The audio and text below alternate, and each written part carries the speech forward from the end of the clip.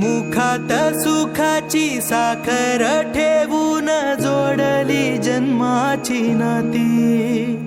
रामाच्या रूपात जपला माणूस मारुती रायाची छाती। वाघाची लीलानी कपाळी टिळा तू जेड अंधारासाठी। भनक भीतीची नवती भवती आभाळ रे माझ्या पाठी। देऊन किनारा मनाच्या होडीचा सारंग हरवला।